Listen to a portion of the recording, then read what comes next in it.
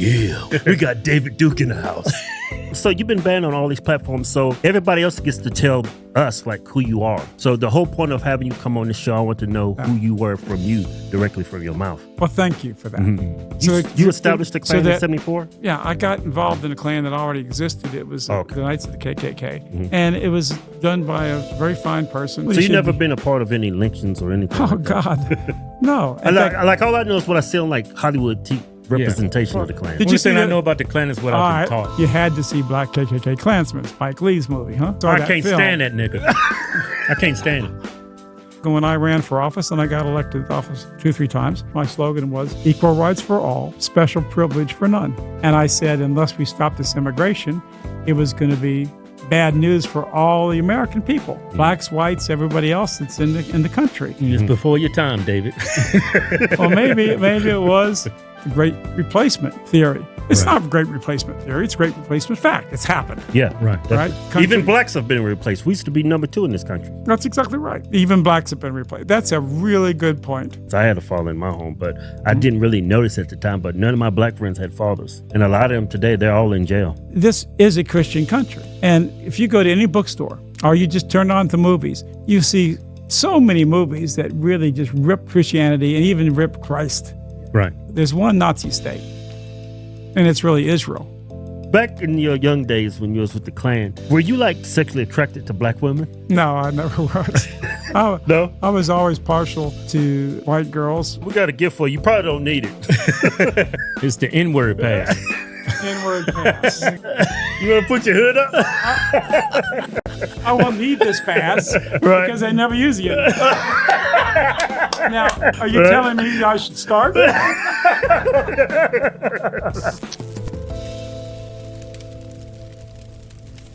Yeah, welcome to episode 42. Now you sound like Quincy Jones. We got David Duke in the house. How you doing, David? Thanks for coming. Yeah. I'm doing great. And I've been listening to as many shows. I didn't get introduced to your program until I found out I was going to be on. Oh, really? And then I started. Like, oh, shit, some black guys. I don't have any problem with that, you know? Right. Okay. Yeah. And you're definitely proud of your black. You just mentioned the first thing, you know? Oh, I'm not black. I'm Irish. Oh, that's right. Black and Irish, right? Yeah. Yeah, but anyway, so you've been banned from YouTube, Twitter, Instagram. So everybody else. Credit card processing. Yeah. Oh, yeah, right. Okay. Right? So, and I'm not allowed to use money. right. You know, I don't have the right to use money to sell my books Because of your in the opinions. internet, because if you can't do that, you can't get a credit card. Right. How do you use the internet? I mean, this is the biggest repression in the history of the world. I mean, nobody even in the Middle Ages could keep somebody from using gold. David, what legislation enabled the government the right to do that to Americans? There's a lot of things that did that. One of the worst acts politically was the so-called Citizens United Act in 2010, 2011. And that was actually done by the Supreme Court. And it was just a total violation. It got rid of any campaign financing rules. It enabled anybody to give as much money as they want. However, the middle-class people can't afford attorneys and set up as corporations and all. They still limited to $2,000 or $3,000, whatever it is, you know, campaign financing. But the people that have a lot of power, a lot of the billionaires, they can give hundreds of millions of dollars. If you believe in democracy or so-called democracy or rule of the people, it's one man, one vote. Right. But we know that dollars mean votes. And another thing we know is that TV commercials can make the most evil bastard in the world look like a pure, you know. Yeah, they did that with Kamala. Saint. Well, I agree with you on They everything. even made her look black. It's funny. I don't even think she's black, but anyway. Yeah, so you've been banned on all these platforms, so everybody else gets to tell us, like, who you are. So the whole point of having you come on the show, I want to know who you were from you, directly from your mouth. Well, thank you for that. And I think we have to, I do believe that the foundation of all our freedoms, even our existence, because without free speech and without the right to not only speak, but also to hear the people that aren't speaking, to hear different points of view, they can get away with anything. They can get away with killing you. They can get away with total tyranny. They can get away with torturing you. They can get away with taking all your possessions. Right. And so free speech is the ultimate right. And now another thing, free speech, of course, is the First Amendment of the Constitution. Yeah, first for a reason. I don't want to get all these technicalities. Right. Who knows anything about the Constitution these days, especially young people. Right. But freedom of speech is valuable. But also another amendment that's very important too. It's the Sixth Amendment of the Constitution. And that is an amendment, it's basically about if you are accused of a terrible offense, or in fact, you could be charged with a crime. It's the same principle. In other words, we have a value system that everybody, if they can charge you with murder, they can charge you with pederasty or child molestation, terrible crimes, which I think they should be punished with the ultimate act of the law of somebody that does that kind of thing. But they have these laws. But what the Sixth Amendment says is that you have the right to a fair and impartial jury, which means, by the way, the jury or the legal system should not be biased against you in the sense that so they could judge you honestly. And you also have the right to a public trial. Right. A public trial. So even a murderer is accorded those rights. Right. And that's really vital, not only from the standpoint of government, but it's the standpoint of individuals. Yeah, everybody should have the right to confront their That's right. accusers. We should all be able to defend ourselves. And really the truth is that the ability to defend yourself, your position, your family, your heritage, your people, your country, whatever you think your point of view is a vital right. And it's the only good way to real progress, whether it be scientific, whether it be about nutrition. I look at you guys, how healthy you are, strong you are, and I know you probably have ideas about nutrition like I have. Right. Right? Yeah. I used to be bigger, but I've lost about 30 pounds with some cancer treatment, but I'm doing better. I had some lymph node cancer. But here's what I believe. I believe that big money and big power and the ability to censor has told us to eat the wrong foods. Right. Yeah. They've taught us the wrong lifestyle. Right. They haven't talked about the real things that make up a human being's true sovereignty and rights. And they also are able today to affect our minds in a way that we're losing the sovereignty of the human mind. I'll give an example. We've got Google. Now, we're going to talk a lot here about what I call Jewish supremacy, which is a term that's being used by many Jews today. In fact, B'Tselem is the human rights group in Israel. Right. And they talk about Jewish supremacism and Jewish supremacy. Dan Bazarian was just on Piers Morgan. He used that terminology a lot. Yeah, he used it. Yeah.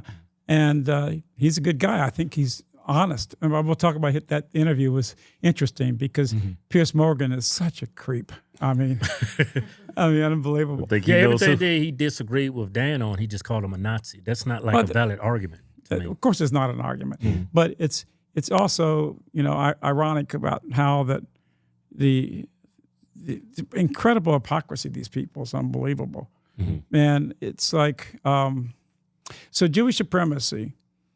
The reason why we have the genocide going on in Gaza right now. And by the way, the recent UN report stated that, listen to this, the biggest single demographic rate of death are kids between the ages of 5 and 10 years old. That's the biggest age group that's dying. Yeah. And I want to point out one thing, too, that these kids that are dying that you're advocating for, they're not white.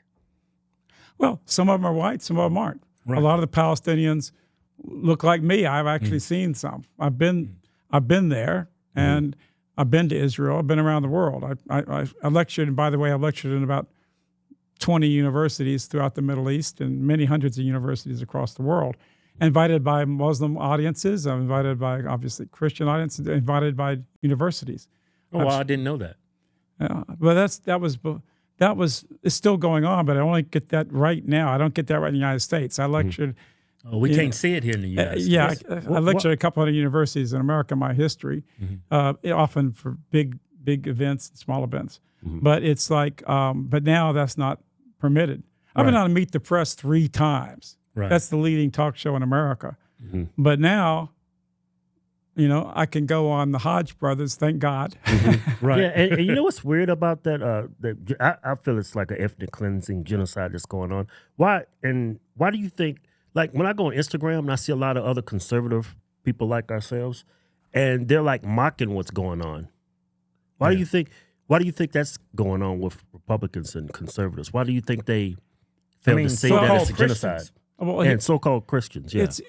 It's because I'm going to say some things about Jews, but I'm going to be speaking. I don't, just like Bilzerian said, he's not against all Jews. Right. He doesn't hate Jews, but he understands a lot about Jewish power. Right. And Jews have enormous power. And there's no group on earth that's more ethnocentric than these Jewish billionaires that have so much power. There's 52 major Jewish, or 51 actually, 52 major Jewish organizations in America called the Council of Presidents of Major Jewish Organizations, right? And every one, their mission statement is the advancement of the interest of the Jewish people and Israel. And they all, by the way, are for open borders for America, but Israel has absolute closed borders. It's a country for Jews. Right. Why so many Christians, why so many Americans are so thick-headed? They don't see the hypocrisy. Well, again, it's all because of how does your central nervous system work? How does your brain work? I mean, in many ways, we like to think about the sovereignty of the human mind. But the truth is, the mind is basically like a computer. If you don't, even though we're not computers, thank God, they're trying to get us to be transhuman. Yeah, so the media is like conditioning us to think that that's okay what's going on. Well, if you feed a bad information to a computer, you can't get any valid answers out. Now, Elon Musk said something very true when he talked about none other than Larry Page, one of the top people of Google. Now, you've got to understand what Google is. The people who run Google are Jewish supremacists. It's not just Jews. They're Jewish supremacists. The people that really own it are Sergey Brin and Larry Page. And one of the biggest other factors in it is a guy named Eric Schmidt. Sounds like an Englishman or an English name. Right, yeah. Oh, he's Jewish. And did he change his name? I don't know about his particular history. I know he's a Jew, and I know he's a Zionist. And I know one thing. He's in millions and millions of dollars of contracts, billions even for Google, with the Mossad in Israel. They're in contract with the Israeli state. They're part of this genocide. And they have the ability to affect your mind, and you don't even realize it. Right. I'll give you an example. Now, I've got a cell phone here. I'm not going to turn it back on so we don't get your show disturbed. But so I got a cell phone here. And we now carry around a cell phone. Now, this is an Android phone, which is basically a Google product. Your things listen to us. Well, they are listening probably right now. Who knows? But it's like, so how does this work? Okay, so they can track you anywhere. Right. That's how they sell their advertising. Right. They know what websites you're going to. They know what your political views are. They know what kind of clothes you like, the colors of the clothes you like. They know whether you're a straight person or homo. Homosexual. Right. Yeah. I don't want to do any slurs. If somebody wants to be that, I always thought that, David. Seriously, I always thought that term that you used was abbreviation for homosexual. I think it is. I don't know why that should be a negative. I got a thing. strike for that. I was like, what? That's a slur? It's abbreviated. Well, let's edit that out. Then we gotta keep the strikes away from you guys. Yeah, we just beep it. Okay, that's fine. So, yes, So it's like people can do what they want. However, we know some good studies have come out of Canada. Excuse if I get so scientific and historical. No, that's right. I'm a history PhD. I got, I've been studying history my life and studying this, so I get deep in the woods. Right. But I think I always talk in a way, though, that people can understand. And one thing we have to understand, there's been some great medical studies on homosexual behavior, especially among men, or so-called men, who are homosexuals. Right. And we know that 1 in 6 boys are molested, often raped by homosexual males. That's a fact. That's an amazing statistic. It's an amazing fact. But I can show you the data from major research institutions. They got websites now. There's even a website. There's a website called 1 in 6. It's all done by professionals and researchers.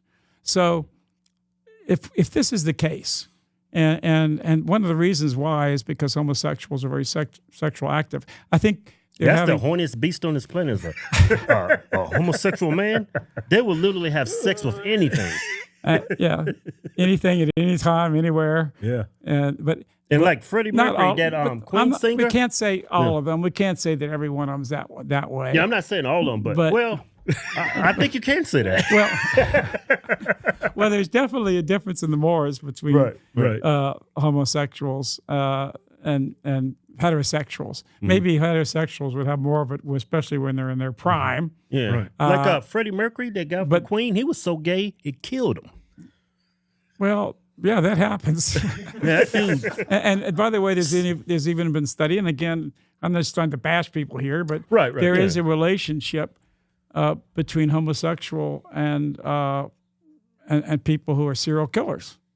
There was a big study in New York, in fact, by a police officer, and they did all these studies, and they showed that homosexuals had a much higher percentage of being serial killers than non-homosexuals. But the point is, raping a boy, a kid, is terrible. Now the Israeli army in the prisons, they got a video of Israeli guards raping Palestinian males, prisoners. In fact, it's on Israeli TV. People see Israeli TV is free. It's on Israeli TV? Yeah.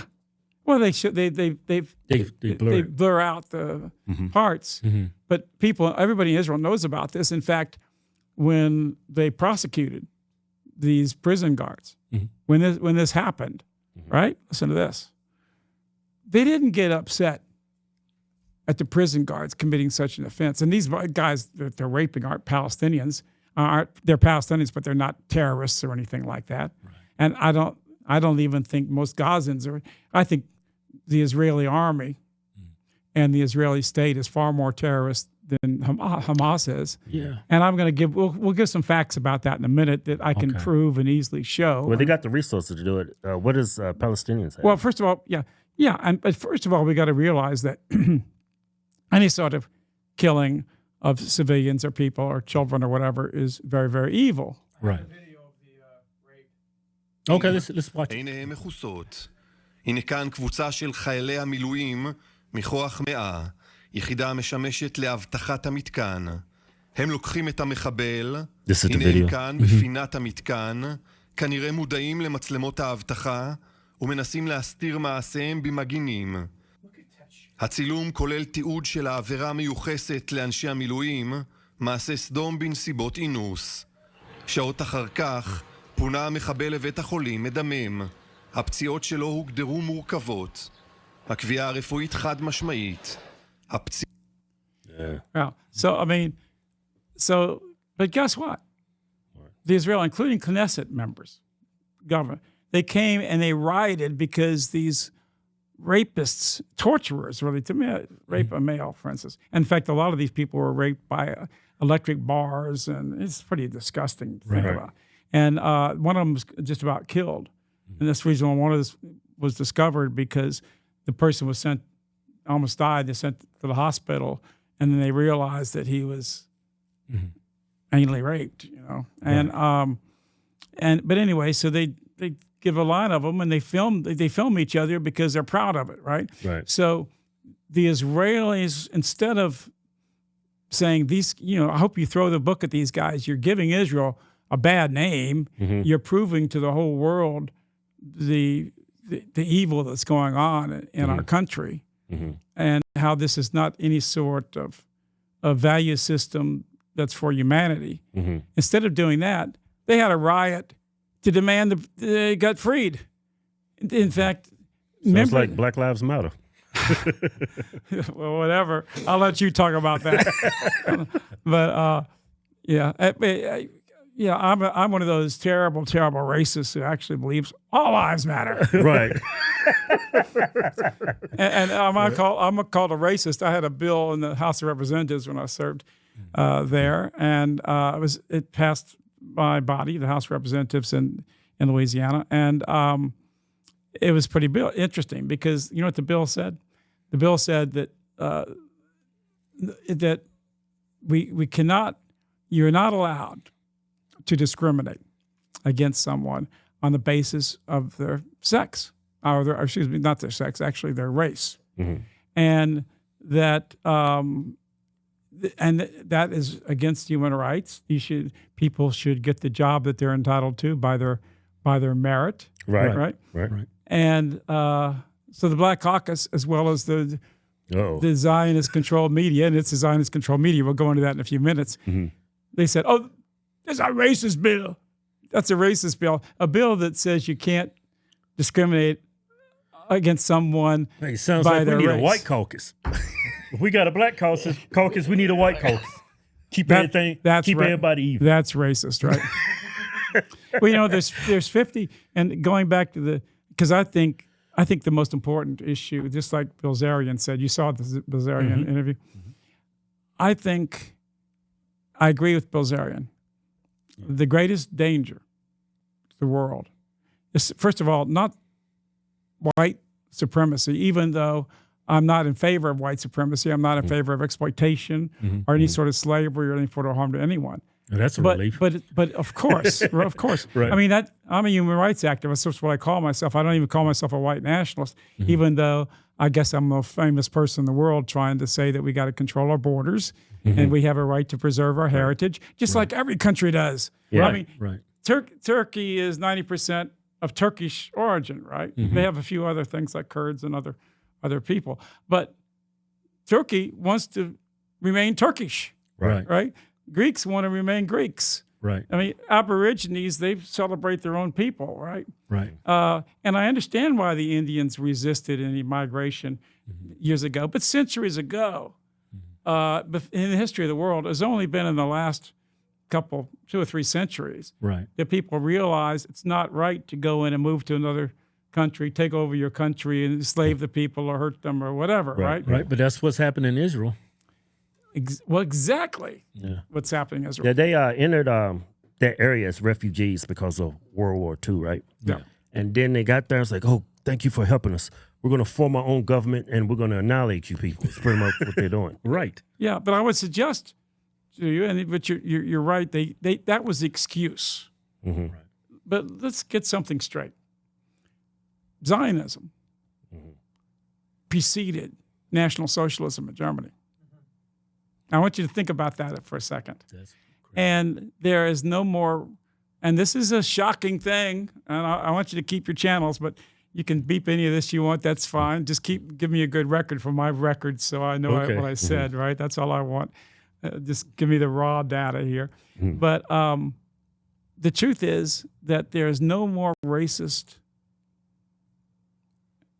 anti-human ideology on the planet. And this is going to be shocking for a lot of people because you hear this all the time. The problem isn't Judaism, it's Zionism. Judaism is part and parcel of Israel. In fact, the Judaistic religion controls the immigration policy in Israel, controls the marriage policy in Israel. Yeah.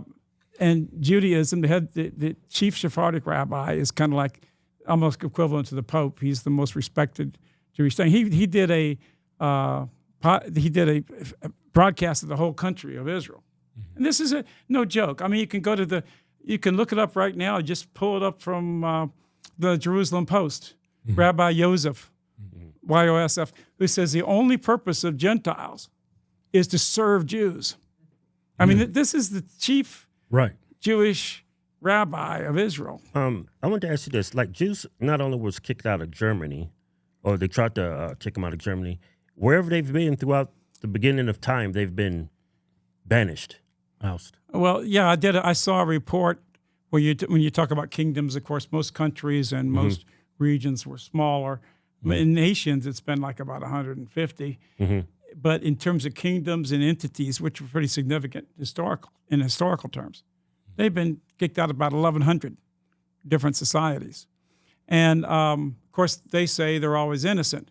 And I'm not saying that all Jews are always guilty. They say they're always innocent. I don't do times.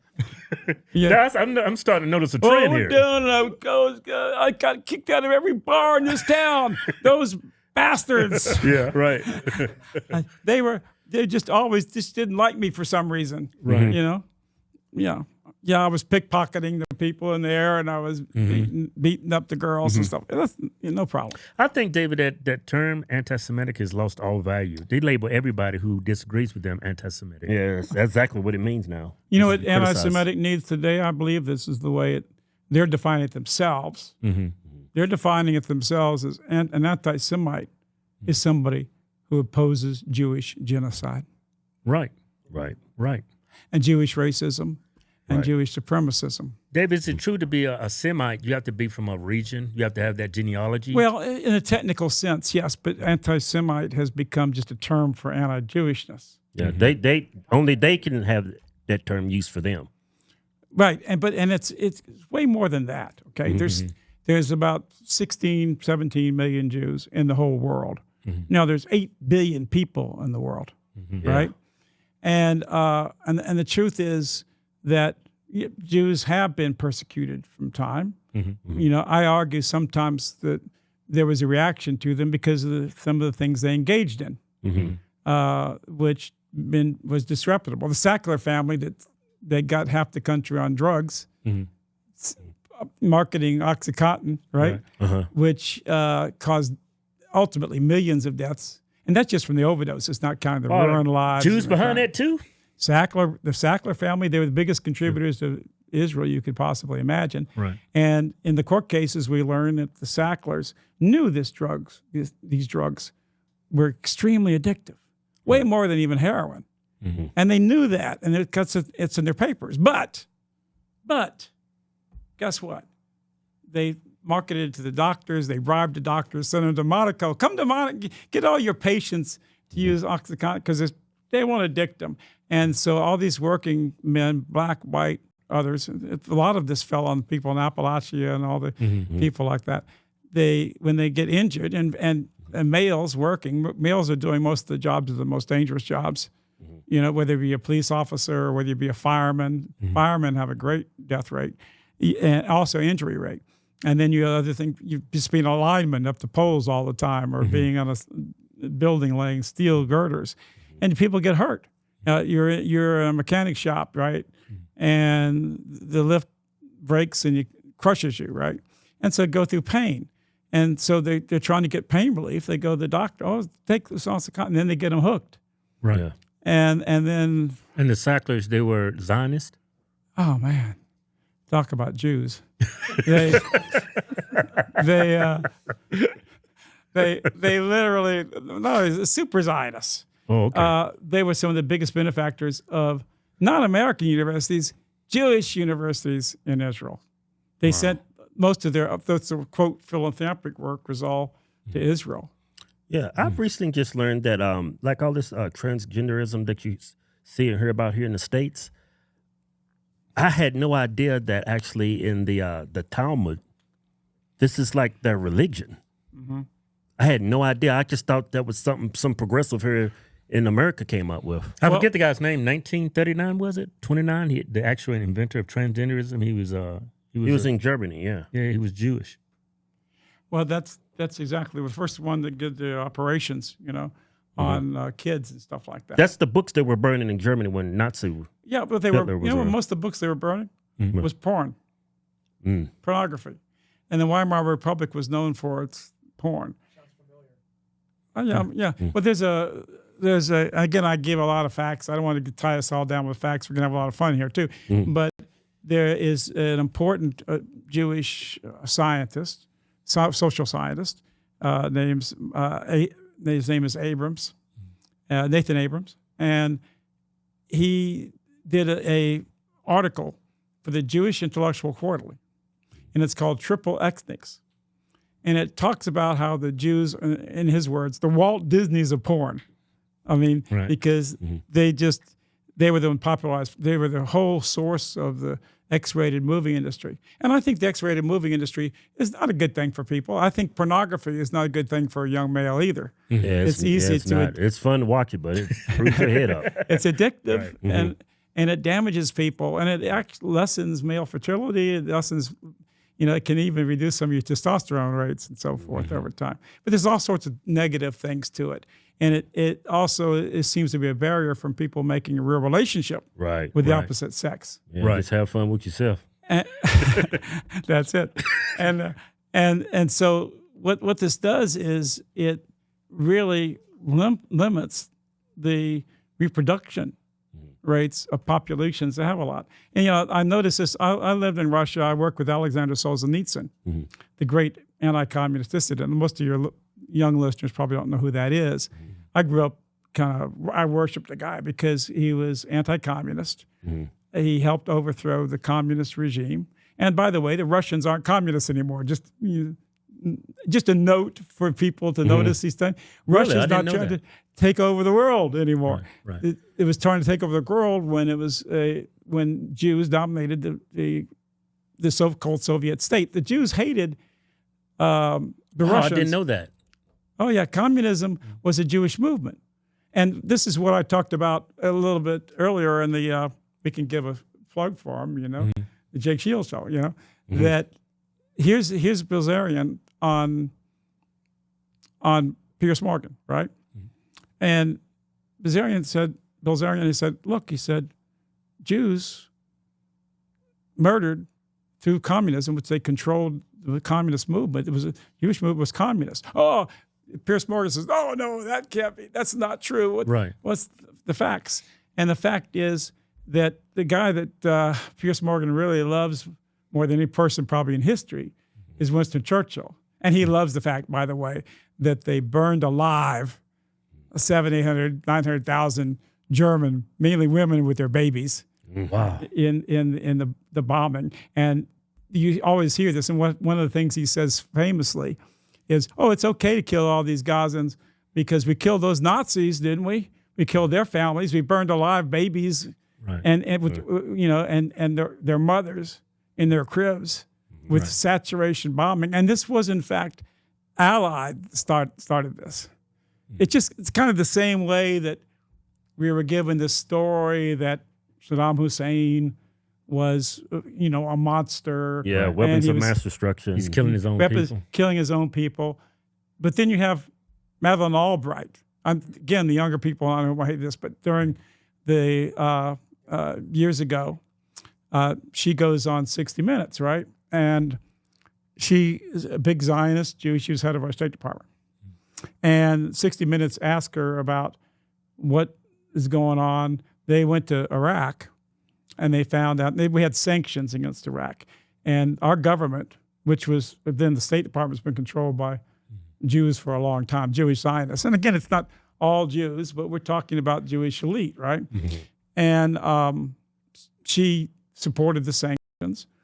And we know that the sanctions, Iraq is a desert kingdom. Right. And if you sanction and you don't allow medicine into the country and food into the country, it's going to lead to malnutrition. It's going to be starvation. And when people get sick, just like they're doing right now in Gaza, they're keeping the medicine from the kids and everything. And they even keep, it's horrible to say it, but it's all true. They're even keeping anesthetics from kids getting it when they get their heads injured, terrible burns, losing their arms, their legs. It's amazing. They say 1/10 of the kids seem to be losing limbs. Yeah, a lot of Americans don't have that same perspective. They think we punishing the bad people, but no, you punish a lot of good people. But there was a UN report just the other day, like I said, that showed the biggest single demographic age group of the most deaths were 5 to 10-year-olds. I mean, think about that for a second. The most deaths, they're all Hamas members, right? Yeah, that's what they got to say. be Hamas members. They're using people as shields and stuff like that. Which is totally untrue. Yeah, it's just an Israeli talking point at this point. Yeah, the truth is, like everything they say, there's an old Polish proverb, and sometimes there's truth in proverbs, sometimes not. And the slogan goes like this: a Jew always cries in pain as he strikes you. and that's what we've really, let's just talk about, well, in fact, you want to boil into Gaza for a minute and October 7th? Yeah, what do you think Israel's goal is in that whole conflict right now? What do you think their end goal is? They want to control the entire Middle East. They want to take over Lebanon and ethnically cleanse it eventually. They want to destroy Iran. They want to totally depopulate and exterminate the Arab, the Palestinian population in what was originally Palestine. And they want to rule over all of it. They have this idea of this greater Israel. And there's the United Nations itself, in the highest court, ruled that the genocide of the Palestinians, this offense is plausible. I mean, there's so much evidence for it. And one of the reasons they know this is because the hardest thing to prove about genocide and get convictions of is to prove the intent. But this is one case of genocide that we know the intent. There are thousands of videos made by Jewish soldiers bragging and showing them massacring children. Right. And going to the homes of Palestinians and shooting women and taking their lingerie, and not to mention these people, the original Palestinians, they are citizens of Israel, right?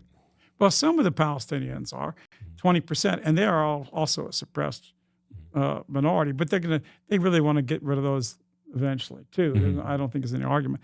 But there's so many lies. Israel is the only democratic state in the Middle East. Well, there's about something like 6-7 million Jews, right, in Israel, and there's 6 or 7 million about Palestinians in the territories controlled by the Jews in the West Bank, Israel, and Gaza, and so forth. And that's just the reality of the lay of the land. Those people in the West Bank and Gaza and so forth, which is about half the population, they have no democratic rights. Right. They can't vote in an election. They've been living under military dictatorship. So let's just take October 7th for a second. And I'm just going to say things here. If anybody thinks I'm not telling the truth, please look it up and you can find it, right? You might have to look for it a little bit. Yeah, good. Don't believe you. Just look it up. See it for yourself. So let's just talk about a couple of things, all right? So when October 7th happened, the Jews first said 14 million were killed, and including a lot of civilians. And then they said 12 million. Now, not 12 million. 1,400, 1,200, yeah. 1,200. And then it's down to 1,150 or whatever, right?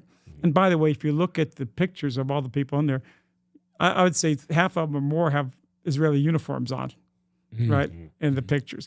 And by the way, the truth is that Israelis are much more likely to be murderous SOBs, than the Palestinians. Only the Jews themselves, the government of Israel says that between 15 and 20,000, basically, Palestinians are Hamas fighters. How do you go about proving or disproving that? I don't know, but that's what the Israeli government's saying, okay? So that's not many. Yeah. Right? That's out of 2.4 million. Almost every Israeli citizen, man and woman, goes in the military. and they're just really programmed with this really racist hatred against the Palestinians. Right. But let's go to October 7th again. Okay, so first thing that happened, they said, oh my God, these people are monsters. They killed all these, they murdered children. They beheaded 40 Palestinian babies. I mean, imagine. And of course, any sort of damage and killing of children is wrong. And I don't care whether it's Palestinians or whether it's Jews or whether it's Germans during the war or whether it's Russians. Anybody. All right. So what was the truth? And that was given out to the whole world in the Jewish media. And I'm going to show you in a few minutes the power they have in media, which is enormous. Theo Von the other day talked about that in the Joe Rogan show. I don't know if you saw that. That's good. Very interesting. I actually, when I was much younger, Theo Vaughn was a neighbor of mine. I don't want to get off the subject here, the Gaza, Okay. but he was a neighbor of mine, and he was a young kid. And his father was very old, by the way, probably my age then when he was just a teenager. And he needed some direction. He was a good kid, you know, and I used to work out at a club called Franco's. And I was always, you know, I believed in strong. I didn't work out for bodybuilding. I worked out for strength. Right. And I was a strong son of a gun. And a little lost weight now, but I'm going to get it back. Yeah. But anyway, so I took him with me and I taught him how to work out. Oh, okay. To build Theo up. Vaughn, huh? Yeah. Work it out. And I was amazed because I haven't had any contact with him in many, many years. Okay. And he found out who you were, huh? he kind of. Yeah, well, he knew. He obviously had to know about me because I ran for governor. I got 65% of the white vote. Yeah, you got 100%. Well, thank you. Damn traitors! Tell that to my white brothers and sisters. Yeah, I know. What's wrong with y'all? But they teach our people to hate themselves. Yeah, they do. They do. But and that's true. And I don't think. And just to get off the subject, because we're really having a wide-ranging, we're bouncing around a lot, but this is entertaining, I hope. Yeah. So, okay, so we'll get to your plan past. Yeah, I do believe very much that the Jewish supremacy that exists in this country, and they control politics, we can go into that later, and the media, and the morality they teach ourselves and our children, and the policies they take are damaging to everybody in this country and so many millions of people in the world. They gave us the Iraq War. The Iraq War was based on lies. I traveled the world against the Iraq War, but I'm supposed to be this terrible guy, right? Right. I wanted peace. If there wouldn't have been that Iraq War, there wouldn't be 30,000 dead Americans in the Iraq and Afghanistan war. Yeah. There wouldn't be hundreds of thousands that are injured, even brain injuries, traumatic brain injuries. There wouldn't be millions of marriages that broke up from the long separations of, 2 decades. Of 2 decades since 2003, right? Of these wars there. And it's like, so, but who did the Iraq War? Now, I say these were wars for Israel, and this was a war for Israel. And in fact, Netanyahu came and testified before Congress about how that the Iraqis had weapons of mass destruction. Right, yeah. Because that was their enemy. He wasn't our enemy. He actually was an ally. He was actually an ally of the United States, believe it or not.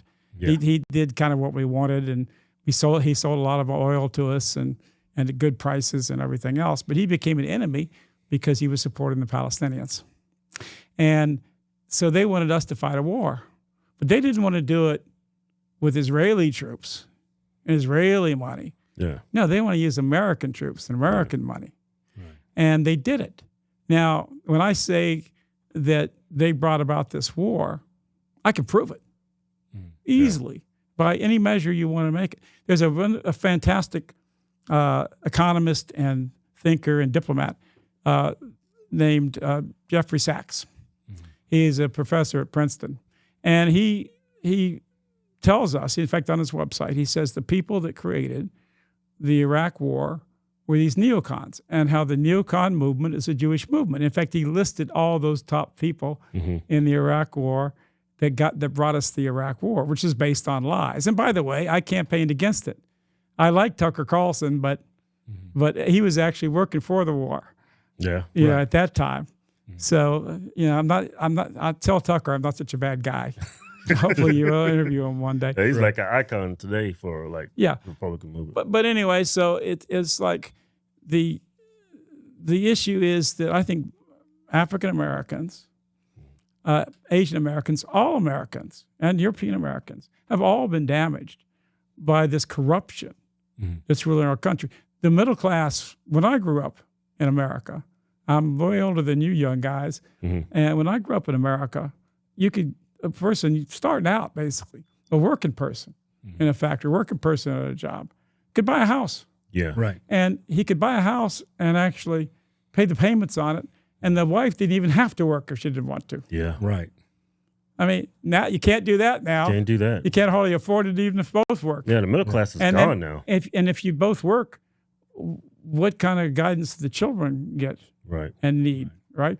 But we've also, the whole middle class has vastly shrunk while the while the oligarchs have gotten richer and richer and richer. Part of that too, by the way, was the whole pandemic thing.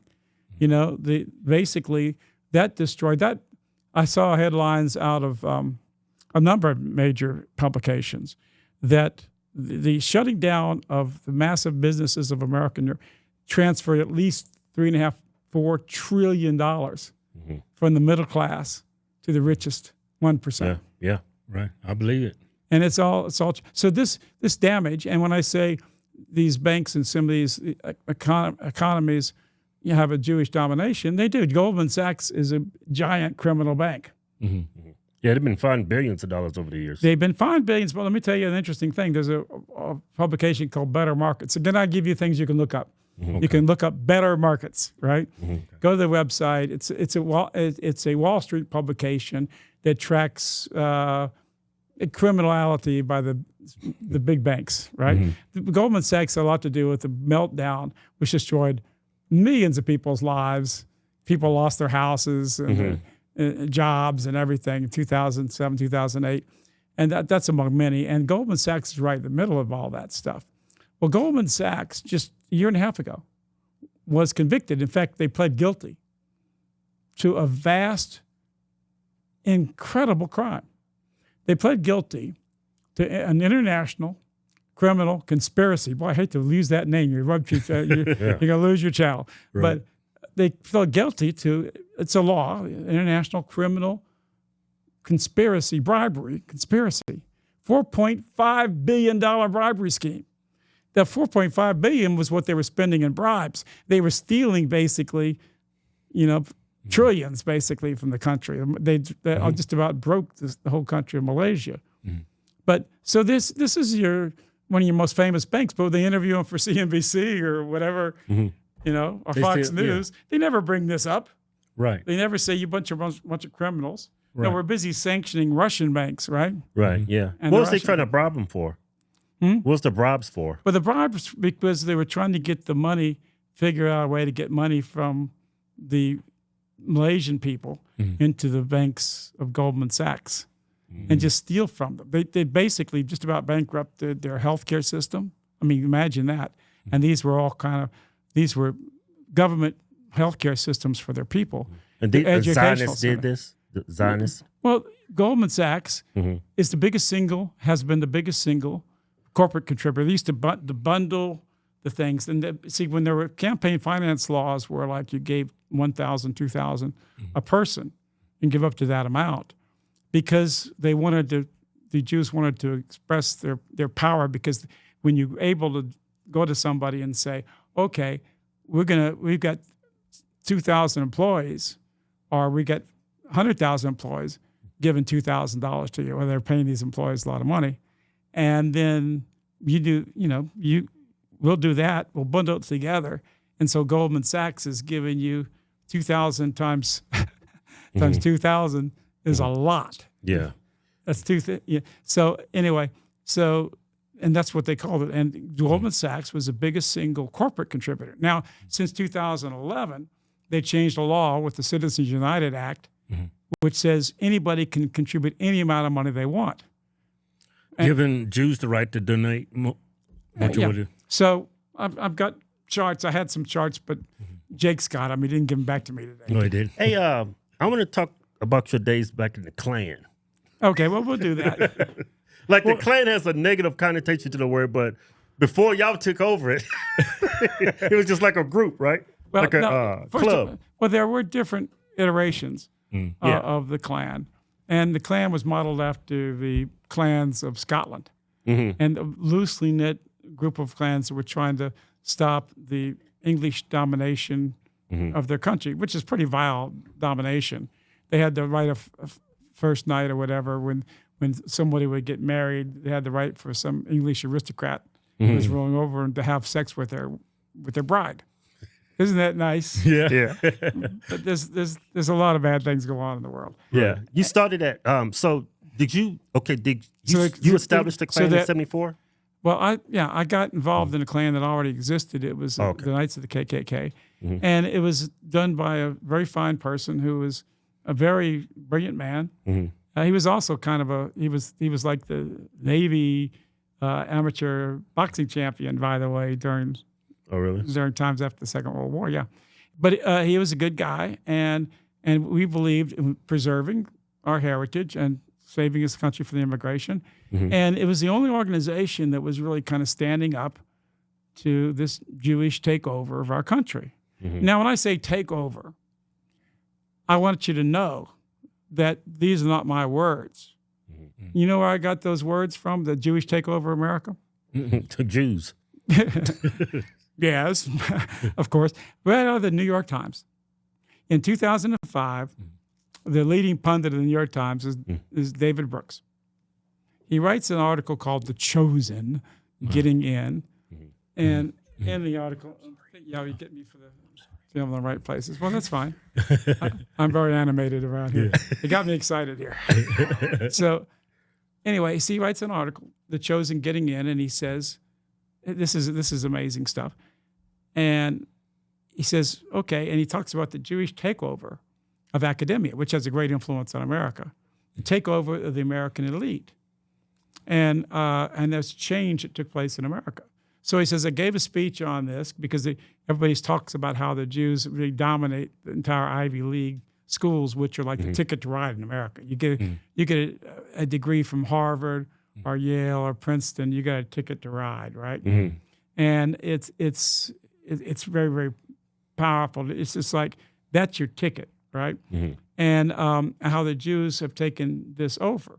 But that's a whole nother question. But anyway, so he writes, says, I gave this speech, and she said, a woman came up to me, and she was Jewish, right? And she knew I was Jewish, and I knew she was Jewish. And she says, Mr. Brooks, you know what you're talking about here, is you're talking about the Jewish takeover of America. And in his speech, this is an article in the New York Times, right? And Brooks says, yeah. Yeah.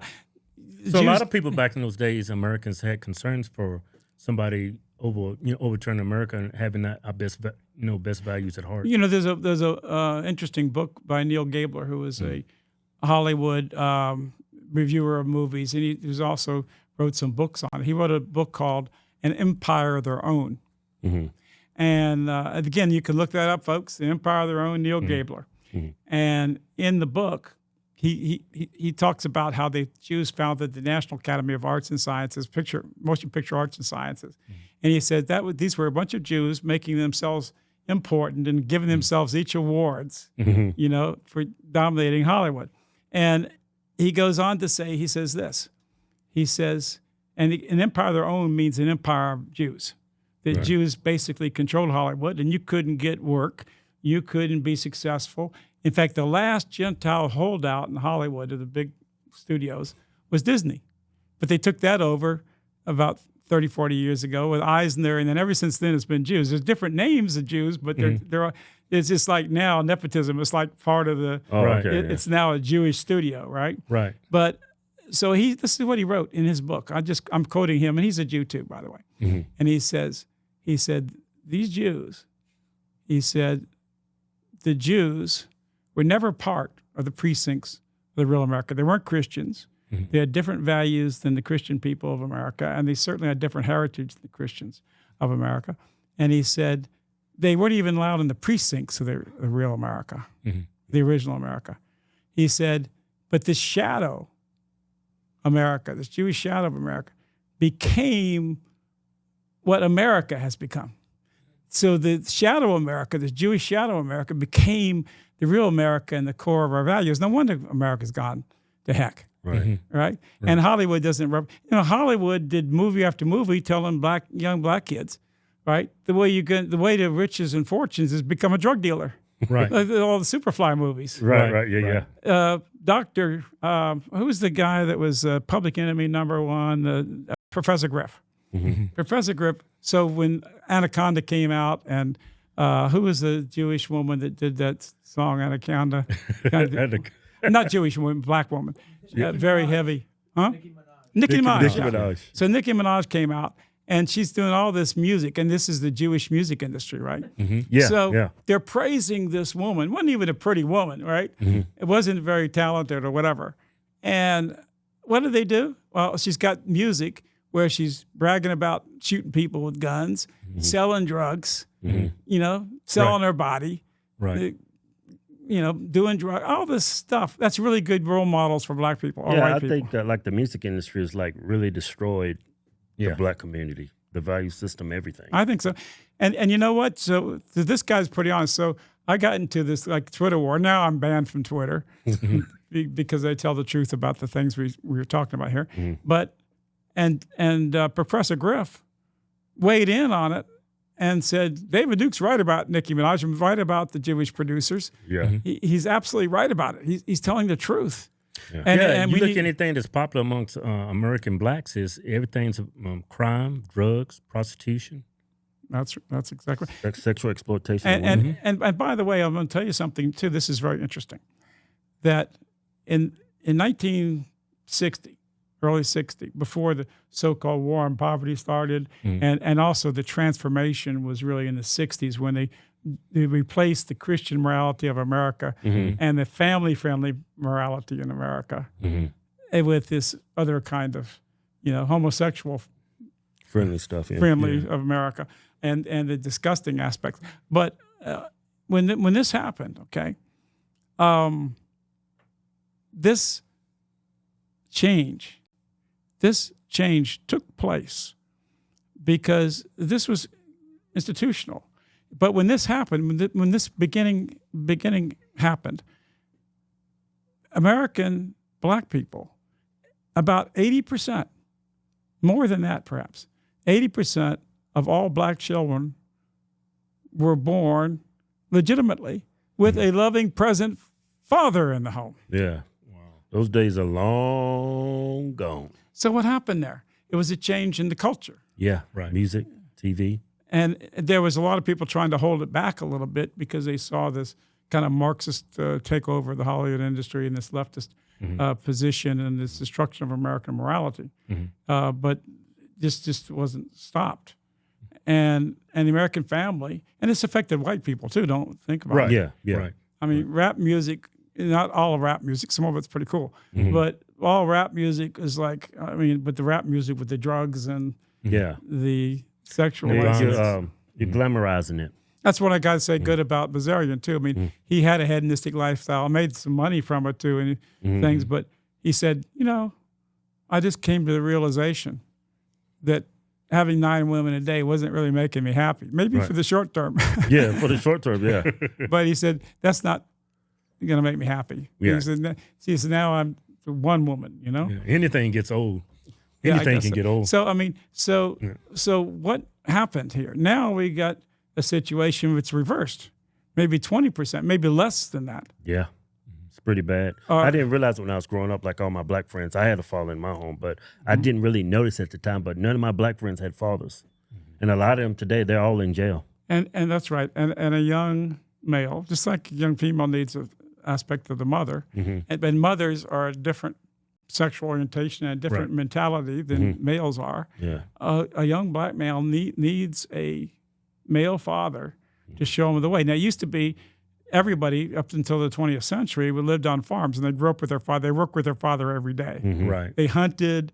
They, planted their crops, tended to the animals, given responsibility, and they were taught, what it means to be a man. Yeah, they don't have that foundation anymore. Don't have that anymore. Right. Hey, why did the Klan? Why did they burn crosses? Well, that shit used to scare the hell out of me when I watch these old TV shows. My mom would make me watch Roots and all these shows. Like, oh my God, they're burning the cross. Well, ironically, when we call it cross lightings, and cross lightings. Yes, that's what it was. Okay, it wasn't a desecration of the cross. Look, I'm not defending everything Klan did, but I'm just telling you this really came from the Scottish clans, and they would light a cross the same way that you'd put candles in the shape of a cross in a church. Now, that's not me seem strange to people. Even the Klan costumes, if you look at the those people that did the suffered, Christ. Like I remember when I did a Klan border watch in terms of the Mexican-American border. I led one way back. I was the first one to actually do this. Just watching them cross. With a Klan, and we were reporting it. Oh, we did. We didn't do anything illegal. We didn't do anything. And it was pretty amazing because it was like the immigration came down to zero because the media acted like they were all going to be killed by the KKK, right?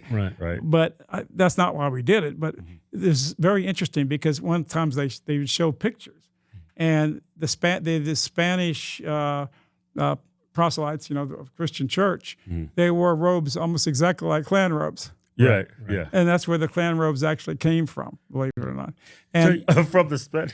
So these cross lightings, they was never used as a tactic to put fear. Or, I'm sure. Well, one thing's for sure, it certainly could have happened that way. It was because of the symbol of resistance to what was going on, and some people did it. And anybody who did that, that's wrong, and they should be prosecuted. There's only a single member of my group who's ever even accused of a violent crime like that. And nobody. So you've never been a part of any lynchings or anything? Oh like that? God, no. Like all I know is what I see on like Hollywood representation of the Klan. Did Only you see thing I that? know about the Klan is what I've been taught. All right, I got one. Now you're two black guys. You had to see Black KKK Klansman, Spike Lee's movie, huh? I hope you saw I can't that. stand Spike Lee. I know, but you probably saw that I can't film. stand that nigga. I can't stand him. I'm glad you said that, not me. I wouldn't say that. He's a woke Democrat. I don't like. And by the way, just a good example of that, they try to make up things, and sometimes back in the of course, I've been around a long time, and I came of age in the '60s, right? And at that time, Martin Luther King described himself and black people as Negroes. Right, yeah. And sometimes they pervert that in an article and they act like you're using the term Yeah. the N-word. I'm not even going to say the term because they just take that and say, look, David didn't use the N-word. He said it. And I did thousands and thousands of interviews. You're never going to find me use those. I wasn't trying to insult black people. I was really trying to say that I knew that affirmative action was coming, and I knew that the demographics were changing. We're going to be running out of time in a minute if we're not careful. But so I knew this stuff was going on, and I wanted to defend my people the same way that Palestinians understood that having their country changed demographically by people who had very different values than them and had very powerful forces, that if that happened, that my people would suffer, and I believe the nation would suffer. And I think America was a great country. It's not as great as it was. I mean, Trump keeps trying to say, make America great again. We'll see. But I think it was a great country. I think the Constitution was a beautiful document. And the Declaration of Independence is what I believe in. And that the idea of the Declaration of Independence is the idea that every people has the right to determine their own government, to have a government that reflects the values of the people of that country, not some foreign power, not some extraneous power, not a tiny elite that has special interests. My every slogan when I ran for office, and I got elected to office 2 or 3 times, every time I ran for office, my slogan was equal rights for all, special privilege for none. Right. Yeah. And one of the reasons I joined the Klan at a young age, because the Klan was the only group. I was defending white people, yes. I was working very hard against the immigration, mass immigration, which I think is damning. Even Mexicans now are voting against the illegal immigration. I mean, that's hurt everybody. It hurts every American. Yeah. What do you think will make America great again? I think there's only one path to that. We have to end a supremacy, to dethrone a supremacy that's putting aside the interests of the American people in favor of the richest 1%. Yeah, the Zionist. And the Zionists that control the legal system. Right. As I was telling you earlier, in the election campaign, for instance, in 2020, and so 2016, excuse me, Hillary Clinton had the 20 biggest contributors to Hillary Clinton in her campaign for president of the United States.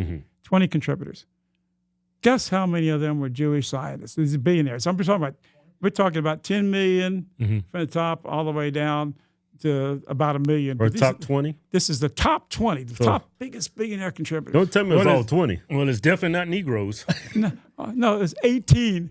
18 out of 20. Out of Jews are 2% of the population, and they were all Zionist, pro-Israel Jews. Yeah, I know it's a lot of Trump's that's cabinet power. picks. That's power. Yeah, it's real power. Why can't we take money from China, Russia, for America? But we can't take it from those countries, but we can definitely take it from Israel. Well, I think, and this is one thing Bilzerian said, that, and he couldn't offer any evidence. It's kind of hard, though, to have much evidence in the sense of that the Mossad, if they kill a president or the CIA, they're not going to go parade around the evidence, right? Right. But we do know that John F. Kennedy, and I do think that the CIA had a part to it, and I do think that Israel definitely saw Kennedy as the enemy. Right. What about Nixon? Because he also said that the Jews had to register as a foreign lobby for a foreign country, AIPAC. Yeah, right. And he also was against the atomic bomb. And he was determined that Israel would not have the right to make an atomic bomb. By the way, they stole our atomic fissional material, the Jews did. Even, in fact, a Hollywood producer, Milchin, was part of that. But, I mean, it goes, you can't imagine. You can't deny these correlations. I don't think you can.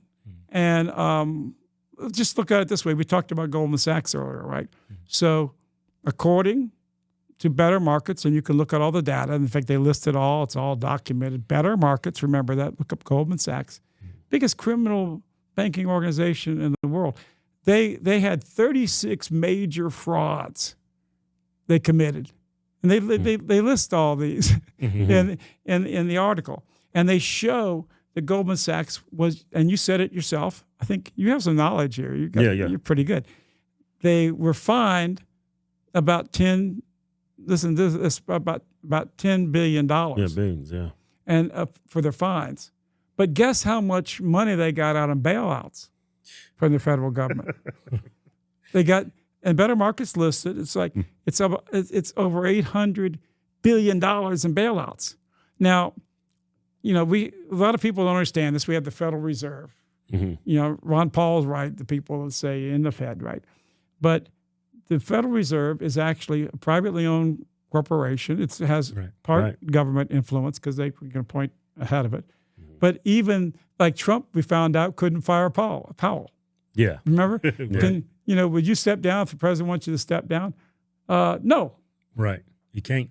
You can't. So what is that all about? Greenspan was talking about Bush, and that was a former head. And by the way, Jews have been like 3/4 of all the Fed heads the last 30, 40 years. Really? But Powell's not, but he serves them. But anyway, so Greenspan said, how do you get along? He was on one of the major talk shows, NPR or something. And they said, well, how do you get along with President Bush? And they said, well, we get along fine as long as he knows that he can't affect my policy, that he can't affect me, that I can do whatever I want. Now, you got to understand, these are the people that dole out literally trillions of dollars to banks. Right. If somebody gave you, say, $1 billion tomorrow, you'd be set. You could lend that out yourself, and you'd be making more money than you dreamed of. And it's like that is power. Yeah. But they can do this. Even Bernanke mentioned the fact that he wouldn't even give the data to Congress, who was getting these bailouts. Right. He wouldn't even give it. And the reason why, because it goes to foreign banks. But this is the American currency. Right. These are American dollars that are given out, whether they're digital or whether they're in paper. We gave them all that money to bail them out, and our government has no say-so about how they run the Fed. So they get fined, whatever, $8, whatever it is. Sure, it's just a price of doing business. But they get whatever, and they get almost, not $1 trillion, but almost that, right? And they commit massive crimes against the American people. Right. But they get away with it because we have a media that covers it. It's like the mafia owning the newspapers or owning the television, right? Yeah. And covering up the crimes. Well, it's okay because we're Gentiles. We're the Goyim, yeah. Yeah. We serve them. What did you think about a lot of Trump's cabinet picks pledging their allegiance to Israel? It's I saw a couple of them. I It's was so like, disappointing and so damaging. Look, there's many things I disagree about Hitler, and I don't consider myself a Nazi. I did some political theater, when I was like 17, dressed up in the thing one time in my life. But I was trying to call attention to Jewish communism and like the Chicago 7, and I was just doing this as a theater, as a way to call attention to. See, this is how I view it. There's only one Nazi state, and it's not the Nazi Donald Trump and the Nazi state of America now, especially. Right. No, there's one Nazi state, and it's really Israel. But Israel are more Nazis than the Nazis were. The Nazis would never, whatever the crimes you say the Nazis committed, they would have never gone in front of the German people and said, we got to kill the babies. We got to kill the suckling infants, like Netanyahu was giving the thing about the Amalekites, right? Because they knew that was against the ethics of the German people. And they wouldn't think the Nazis were good people if they were killing Jewish babies or anybody else. Right. They had a Jewish person on television in Israel just the other day, and he literally said, we have to completely ethnically cleanse the Palestinians from Gaza and from the Middle East and the greater Israel. Completely do it. Right. And you know what he said then? He said, Hitler said, this is what he said. He said, Hitler said that, quote, let me see if I can get this exactly right because it's a pretty amazing quote, that he didn't want to live one more day of his life with Jews in the world, right? Now, the truth is Hitler never said that quote, but he promoted that quote. He says, that's how I feel about Palestinians. I mean, he literally phrased a phony quote they made up about Hitler. Right. And, so he misrepresented Hitler, but he used that to say he abide by it. Well, in that that's crazy. He said he went to a whole issue about how to ethnically cleanse the Palestinians. Right. I mean, and they are actually the head of their national security was talking about how we don't want we want to have a humanitarian crisis in Gaza. We want these kids to die. Right. They blew up the water treatment plants. Right. Yeah. So that the water's dirty and is tainted with disease. They did everything they can. They wanted to flood the tunnels. And by the way, the story about 400 miles of tunnels, that's another big lie, like all the rest of the lies. Their tunnels weren't the size of New York subways. but this is going on. And let's go to Gaza back again 1 second, and we can punctuate this by this, okay? So on October 7th, the Gazans and the Hamas were absolute brutal beasts for killing children and beheading children. Well, first of all, there weren't 40 babies beheaded. No babies were beheaded. None. Right? None. And in fact, there was only, according to Israel, one baby died. One baby died, and that was in a crossfire, by the way. Another one, supposedly, the woman. It was friendly fire?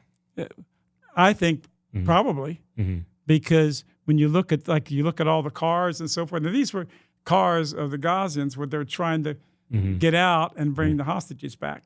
So that's the first thing. So 36 children totally died. Babies, one baby died. They've had 1,000, just literally 3 or 4 a day die. And this was last year, babies who were dead less than 1 year old. That's what we classify as a baby. And I mean, the hypocrisy is beyond you. So that's the first. So if now in Operation Protective Edge, which was one of the Jewish operations in Gaza, in Operation Cast Lead, and there's about 2 or 3 other ones, right? In those operations, thousands of Palestinians, almost all civilians, just like they're saying now, the United Nations just showed that 70% of the people that died in Gaza were women and children. Women and children aren't Hamas members. Right. So, so if you have 2,000, 3,000, and we can show that's true, children and babies killed by Israel in these invasions, right? And that's a much higher percentage than what the Gazans did. And nobody's defending a child being killed, especially not intentionally. Right. But Israel knows exactly what they're doing. So if this makes the Gazan people or the Palestinian terrorists are monsters, so when Israel kills 50 times that or 1,000 times, 100 times that, what are they? Yeah, that's all the war crimes. They're monsters. They're the biggest monsters. Now, the other issue is another good example, which I think even your younger listeners and viewers can judge this for themselves. The other thing that's really apparent, right? Let's just take a look at why did the Gazans, they actually took some prisoners back to Israel. Right. Well, maybe because 200,000 Palestinians have been tortured in Israeli prisons, kidnapped from their families. Right. Maybe because of hundreds of thousands of Palestinians. Most Palestinians at some point have been imprisoned by Israel at some point, and often mistreated terribly in those imprisonments. Now, how is that different than taking some civilians back to Gaza so they could trade and get their own wives and kids and brothers and sisters and mothers and fathers out of the prison? Right. And how many right now Palestinians have been kidnapped by Israel? And by the way, at least half of them, they're not even a charge against them. There's no legal justice. Just do it for the hell of it. Yeah, they're actually held. Some of them have been held for decades without any charges, and then they get tortured. And now we know they get homosexually raped. And the Israeli parliament was debating, and they were saying that there were many activists in the Israeli government. In fact, they went there and rioted, not against the rape of the Palestinians. They rioted against punishing the guys that are raping men in trains, Yeah. I mean, this is the kind of stuff that goes on. So on that standard, you hear about the Jewish hostages. They took 250 hostages, right? You hear about hostages every day. You get their names. You get who they are. There's 20,000 Palestinians now being tortured and imprisoned and raped, many of them in Israeli prisons and concentration camps. And the media doesn't cover it. And by the way, Gaza is not it's not a refugee camp. See, refugees are like you got a flood, you got a hurricane like we have in Louisiana. Yeah. And you kind of become a refugee. You have to leave your home because of this circumstance or whatever. And refugees have almost a thing, well, poor refugees, right? It's not these aren't refugees. These people are put into concentration camps. That's what it is. It's a concentration camp. Put them behind bars. It's not like these are refugees. A refugee can go back home eventually. Right. If you're a refugee from a hurricane, you're a refugee from a particular occupation for a minute. If it goes away, you get to go back home. The Palestinians have never been allowed to go back home. 700,000 were kicked out of their homes, their businesses, their farms, and this happened because of terrorism. They terrorized them. They did massacres at Deir Yassin, for instance. So they terrorized these people, drove them out their homes, and then when they left to try to save their families, when they tried to come back, you couldn't come back. David, a lot of Republicans don't know that Palestine actually existed. Of course, if you look at any map of the world, the last few hundred years, even back to Roman times, Palestine. Right. Yeah. Palestinia. Palestine has always existed, and that's none of the dehumanization, right? It's like Palestinians don't even exist. Right. Yeah. Right. I mean, if Palestinians don't exist, then you can't be charged with killing them, right? Back in your young days when you was with the Klan, were you ever sexually attracted to black women? No, I never was. No? I was always partial to white girls, and I just love the way white girls are. They look, they just answer my soul. They're like, they're like my parents and my grandparents and great-grandparents. And I think that's normal, though, by the way. I don't think that's abnormal. Yeah, some men are attracted to men. Some women are attracted to women. Not this one, I can tell you that. I don't think you guys are either. I've been attracted to all women. Yeah. My first marriage was a black woman, and I was like, I never do that shit again. So I married a Latina. Right. My wife is a Latina, but I've been I'm sexually attracted to all of them. Well, I understand. Yeah. And there's different, points of view. And it's not a problem, but this is a limited degree, right? Right. Yeah. And one of the heads of National Front in France I knew very well. I knew Jean-Marie Le Pen very well too. I knew Solzhenitsyn, like I said, the anti-communist leader in Russia. I actually got my PhD in Ukraine. And, Really? And now I'm, it's hard to believe it. I've talked to the family members of students of mine that are now dead because of this insane genocide. And like I said earlier, the Jews who run Ukraine, Zelensky, Right. Yeah. and again, Kolomoisky, who was the financier who also stole $5 billion from the Ukrainian people.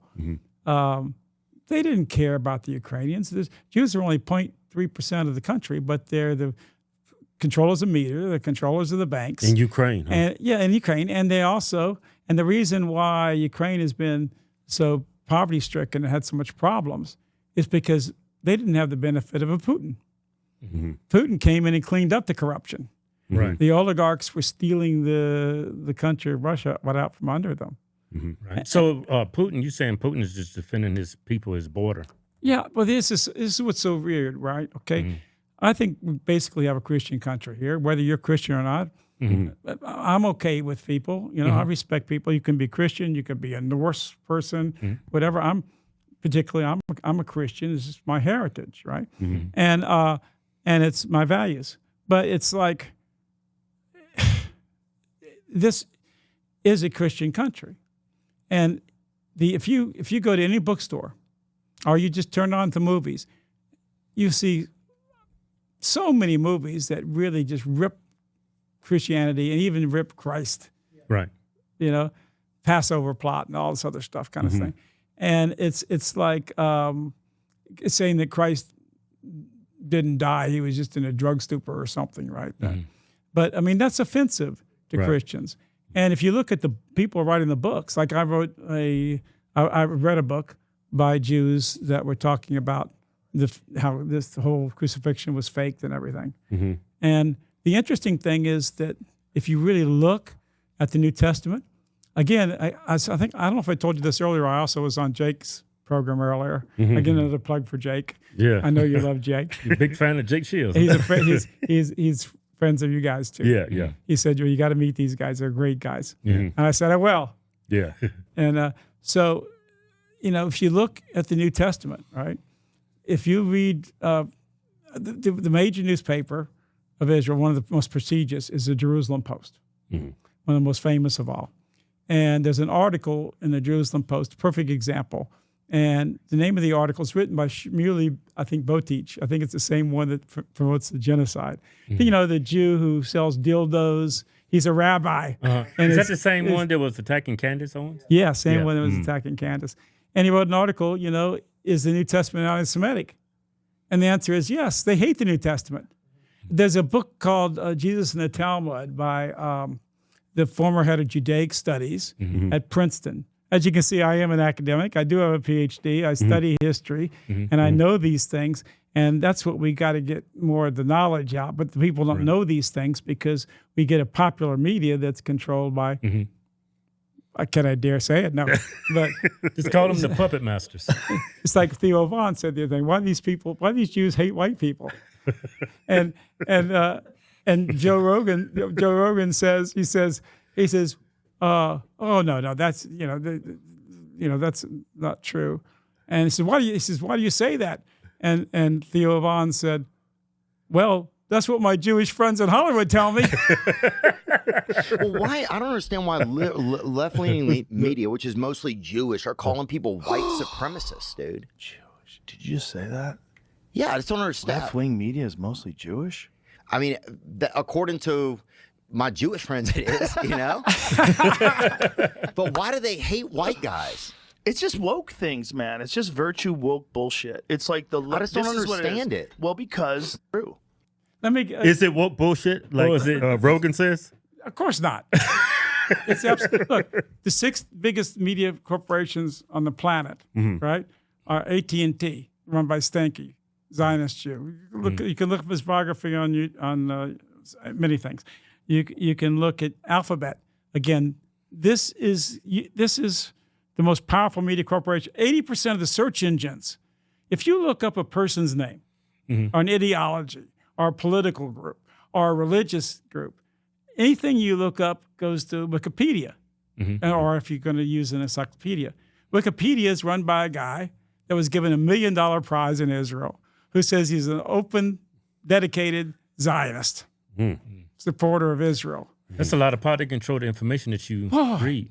The Encyclopedia of the World is there's literally tens of millions, maybe hundreds of millions of searches and so forth. And then again, they can tell you to the rent. My website, they're actually putting me back in a little bit in terms of where they tell what my website is, because it became so obvious to people. I've been pointing this out for years. But you just look up David Duke. So they send you to 20 different sites, ADL, Southern Poverty Law Center, all this stuff, right? Right. And you couldn't even find my website because they don't want people to actually. I think if you're broadcast here, and I think you're probably going to get millions of views on this one, if people listened to what I was saying and they checked out what I was saying and they just thought about some of these issues, I think the average person would agree with what I've been talking about here, about any of these subjects. Right. This Ukraine war is insane. And by the way, the Ukraine war did not start by the Russian invasion. It started by the Jewish State Department takeover, along with the Jews of Ukraine, of the Ukrainian government. They did a coup. They disposed the legally elected government of the country. Right. And then they started shelling, bombing. I'm talking about artillery, massive shelling of Eastern Ukrainians, people of Russian descent. And if you look at Wikipedia, even Wikipedia, you know how many people die in Eastern Ukraine from the attacks from Kyiv and from the Jewish country that really Ukraine has become in terms of the controllers? 14,000. 14,000. That was, and by the way, Eastern Ukraine really had no military. Then they had a few militia they were trying. All they asked for was a degree of autonomy because they didn't like to be discriminated against. And by the way, the original Ukrainian language is the same as Russian. Yeah. Right. It was Kievan Rus. It was part of the Slavic Empire. And they brought Christianity there. And so what is Putin? Well, he's not a communist. Right. And people like Putin, Russians overthrew communism, right? They take down the entire Warsaw Pact, right? Yeah. They take down the Iron Curtain over Europe. Right. They say all these countries can go free. We're now free. We are going to get rid of communism. We're going to get rid of the hammer and sickle, and we're going to not the USSR anymore. Right. We are Russia. You know, the Jewish elite hated Russia so much, and the Russian people. And you still see this hate all the time. Russian atrocities, Russian this, Russian evil, Russian campaign interference. Campaign interference? Look at the 18 or 20 biggest contributors to Clinton, 8 or 9 of the biggest contributors to Biden. Right. You know, the biggest fundraising in the history of America in one meeting in California, right? And it was like 95% Jews, right? Right. And you look at and by the way, to show you even the controlled opposition. In fact, the Jews, Lenin said this at one point.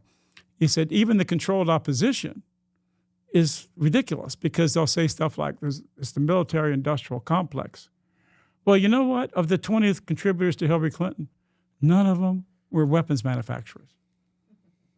None of them. That's just a term they use to talk about Jewish. Some of them might have some investments there, but none of them were. They were Wall Street bankers and hedge fund operators, which are basically thieves. They manipulate the market massively. Right. They get inside information, and then they trade on it with information you don't have. And the average investor pays the price of that. Right. Right. So this is the realities. And I know this is overwhelming for a lot of people to say. Yeah. But you can't talk about politics without understanding Jewish power. And this shouldn't be allowed. You know, and again, the Citizens United, they can give anything they want because money is power. Right. We're supposed to have one man, one vote. Yeah. Well, I'm not talking about women voting now, but Yeah. just joking. But You think women should be able to vote? I don't have any problem with women voting, but you can't have women voting or any group voting, or even, you got to have people voting who are objective and who are not propagandized. Right. That's the problem women have, I think. And this is what's happened to, people in this country. Like we talked about the slave trade earlier, right? So the slave trade is something that Jewish books boast about. A Jewish Publication Society. I have a whole chapter on that in my book. Well, they funded it, right? They funded it. They ran it. And they brag about running it in their own history books. I was telling you about Encyclopedia Britannica, right? Jacob Marcus. Yeah. And so that was the worst aspect of slavery. There's another interesting part in one of the Jewish historical writers, and he pointed out that in America, in the United States of America, 40% of Jewish households own black slaves. Wow. 40% of Jewish households. In other words, Jewish households, Jewish homes, they own black slaves. Now, what was the percentage of white people in America when it was a big thing? 1%. 1%. Wow. And but they're still pointing the finger at you. In the South, it was a little over 1%. Very only little the rich of it people had slaves, though. So the 1%. Yeah. But this is 40%. I'm quoting to you. I'm not saying something that somebody wrote about Jews. I'm quoting Jewish historians about Jews. And that's why they want to suppress me. That's why I'm not on Twitter. The ADL came out and said the number one target to get off Twitter and social media was David Duke. And the interesting thing was that back then, that was long before Musk got it. But Musk didn't restore me, right? He didn't dare. However, he went against the ADL. He said he wanted to sue them, how they were trying to destroy him. And they also demanded Tucker to be fired. Tucker was a cash cow for still got fired. Yeah, I still got fired because one thing you can't do in America, people often say he pissed off the Zionist, Tucker. Yes, and the main reason he pissed them off was because he started going against their wars. He over the last few years, he said the Iraq war was unnecessary. It was based on lies. He started looking at the deep state.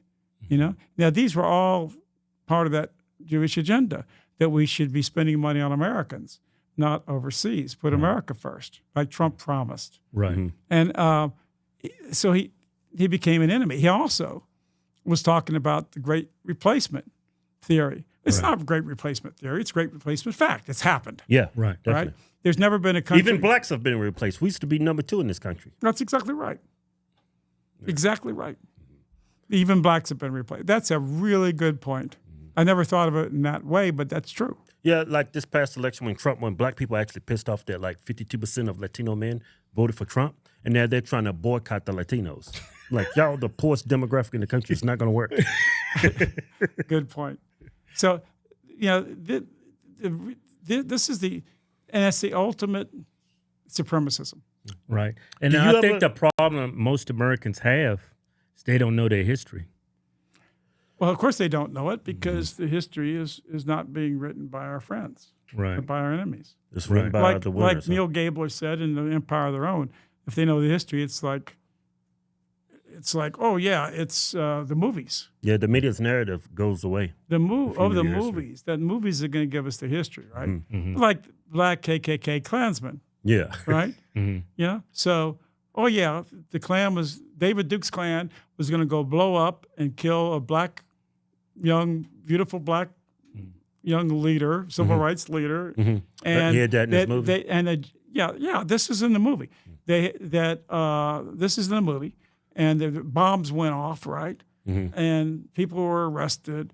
And also the cowardly Klansmen sent in, this very obese woman, to go plant the bomb because they were so cowardly. These were all NORAD people, by the way, these NORAD guys, soldiers and so forth, and which have clean records.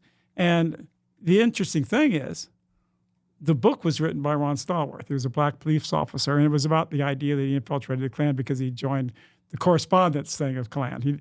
You got to go, if you want to be active in the Klan itself, you got to go join, and you take an oath of allegiance to Christianity and to the Constitution and to nonviolence. That was part of the oath. But anyway, so then you read the book by Stallworth, And on all these shows they went on, well, they said this was a true story, right? True story. Well, let me tell you something. First of all, there was no Jewish officer who was treated badly, like the guy that infiltrated the Klan and pretended to be an infiltrator for the police department. There was no Jewish officer because the Jews, the screenplay won an Academy Award. Talk about Jewish winning an award, right? For the screenplay. And the screenplay was exactly the opposite of Ron Stallworth's book, Black KKK Klansman. Because in the book, the actual group he did infiltrate himself personally was the Progressive Labor Party, which, by the way, was a very Jewish organization, like so many communist groups have been, right? Right. And so he infiltrates there, and he's got them. He quotes them in the book of saying that they were determined to crack my skull, and to kill me or anybody else that prevented them from cracking my skull. I mean, so the only plot was to keep and to block my freedom of speech. Right. There was no Klan plot. And again, anybody out there, go do Google searches, go to the newspapers of Colorado Springs. There never was a bomb that went off. There was never a black civil rights worker. There was never, a Jewish infiltrator of the Ku Klux Klan, the hero. Yeah. One of the heroes. Well, Spike Lee's a liar, so he is a liar, but also it's just, and then they win an award for making up these lies. And here's the idea, like I said earlier, we got the First Amendment, and we got the Sixth Amendment. How can anybody judge anybody without giving them the right to speak for themselves? Right. And they kill you with the in the court of public opinion instead. And I thank you for doing that. Now, yes, I love my people. I love my heritage. I want to preserve it. I love the traditions of America. I think it's a very honorable country overall. Some mistakes were made, right? But the truth is that Israel is not an apartheid state. You know that. Right. It's a genocidal state. Yes. Right. And the interesting thing is apartheid in Africa was done by Verwoerd, right? And again, whites came down there. And by the way, the land was mostly vacant then. This is not like Palestine, right? Blacks poured into South Africa because there was so much jobs, so much opportunity. They had great universities there. They had the best medical care in all of Africa. And the South Africans were working diligently to actually, this area of South, to give them their own homelands, tribal homelands, and rule themselves. That was apartheid. It was like, apartheid was basically a two-state solution. Right. Where blacks ran their area, the whites in their area ran their own area. It kind of like Sweden has a canton system.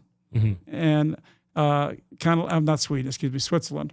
And even another good example of that is Northern Italy. Again, I know Northern Italy well. I lived in Europe for 10 years.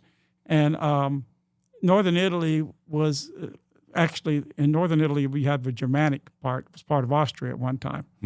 And Hitler wanted peace between Germany and Italy. And so he let the Italians take control over what's called the north part of the Italian nation. And that was the Südtirol, basically. And but the interesting thing was, so after the war, when everything collapsed, these people were saying, look, we want some degree of autonomy. We want to be in Italy. We'll be part of Italy if that's what they want. This were almost all German speakers and German heritage. And they said, but we just want the right to have our kids learn our language, to have not be discriminated against in public employment, in the post office, and in the government positions, right? Right. And guess what? The United Nations actually helped them, and they were granted autonomy. They were still part of Italy, and proud Italians, but they had, and you go into North Italy, and you get Italian words, of course, too, but you get German language, too. You get kids can study their German heritage in their schools. Right. And it's just like kind of Austria, but it's Northern Italy. It's like, this is what you call real freedom. Right. This is what the Declaration of Independence was talking about. Yeah. And do you think Trump's going to be able to make America great again in his second term? You think he can bring peace to Middle East and Ukraine? I don't know. That's why I voted for him. I understand that. And I voted for him and I helped him. You know, the Forbes magazine said that my endorsement of him early on in the early campaign, 2016, was the biggest single factor that led him to getting the Republican Party. If you look at recent articles in the last year in Harper's and New Yorker, in Vanity Fair, and the new book called Against the Clockwork, or the clock broken clock. They all say that the whole Republican conservative, but you're kind of a conservative yourself. You're kind of a Trumpian. Yeah. Make America great again. So, you know what they do? They say that the guy that started all this was David Duke in the Republican Party. And I actually, as a Republican, I ran, and I unseated the sitting Republican governor, who, instead of being a good Republican, was raising our taxes, getting rid of our homestead exemption, so people would be taxed out of their homes. And I was talking about things like affirmative action, which nobody else had the guts to talk about in the Republican Party. And I said, unless we stop this immigration, it was going to be bad news for all the American people, blacks, whites, everybody else that's in the country. It's before your time, David. Well, maybe it was, maybe it's not. I don't know. Yeah, maybe I'll be all like a those things Mandela. that you brought up way back then, everything's coming to fruition right now. But that's what people always tell me every day. I was Trump before Trump. And by the way, Trump did the Larry King show and many other shows, and he went on major media. This is the time when I was running, and I ran in some Republican primaries for president. They wouldn't let me in the debates, but well, of course they wouldn't, because let me tell you, I can debate every good as Donald Trump. You can judge by this broadcast a little bit. I think you could. And they wouldn't let me in debates, but still, like in places like South Carolina, I got 7-8%, which was more than Jeb Bush got, spending $35 million, and I spent $100,000. All right, it's like, but and Donald Trump said that if you listen to David Duke, I mean, he's going to get a lot of votes because he's saying things that people want to hear. And you look at all of his platform, right? He said no more foreign wars. He was against the Iraq War. He said we're going to abolish NATO. Boy, that's changed, unfortunately, right? Right. He told us he was going to build a wall, and that never got done. But again, He might have the power to do it now. We got the House and the Senate. He does, but the problem is whether or not. And here's the problem I see. And listen, I want to embrace Donald Trump again, right? Because we need something, and maybe it's unlikely, but he's got to we got to understand something. The reason why we lost the America of our forefathers and our traditions and our rights, and all these things, including the massive ethnic change in our country, the diminution of black people, and the diminution of, and a lot of Mexicans that lived in this country, by the way, long before this massive illegal immigration, they were part of this country even from the time that Texas got its independence. Right. They weren't kicked out of the country either, by the way. Right. And they became Americans like anybody else.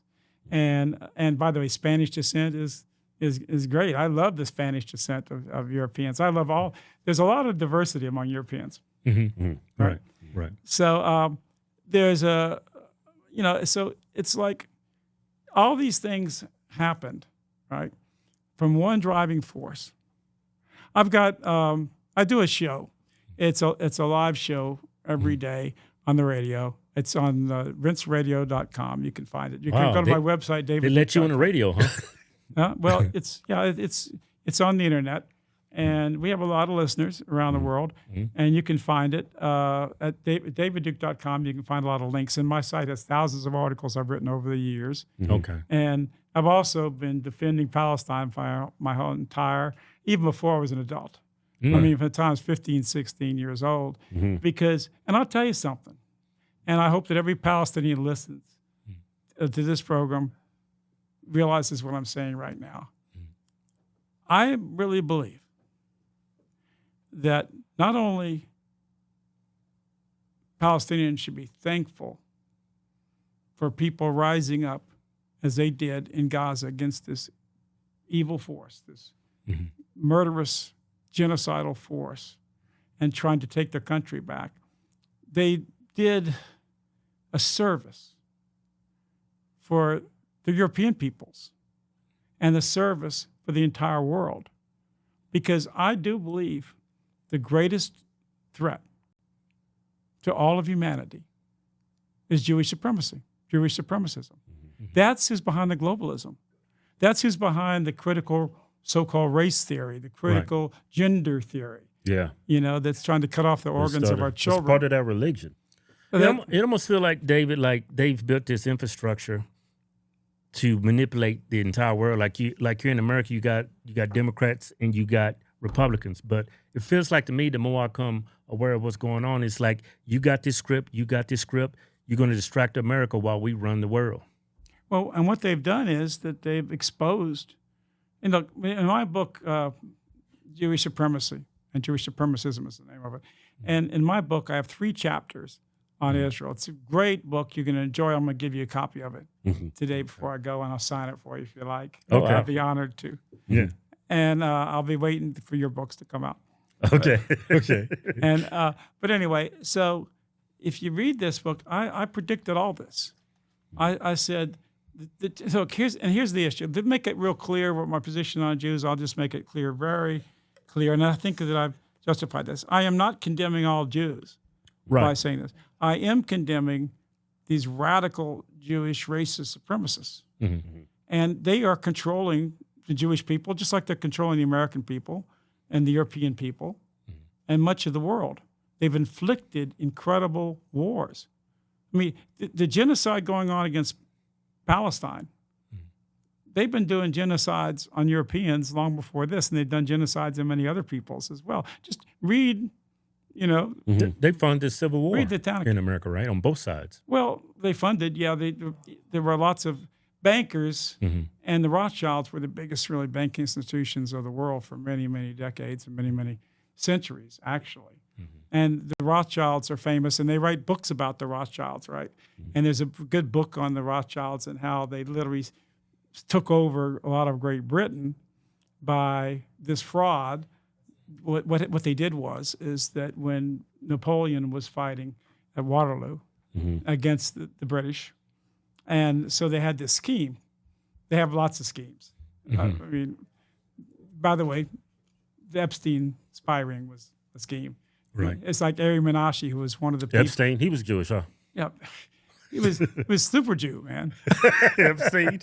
But that's why the whole list never came out because of. Yeah, Epstein, was a big Zionist, supporter of Zionism. He was in partnership with Baruch, the former head of Israel. My God, he was giving them, Goyim girls to molest, right? And so Epstein was part of that. Dershowitz was his attorney, the biggest advocate for Zionist Israel in the world, right?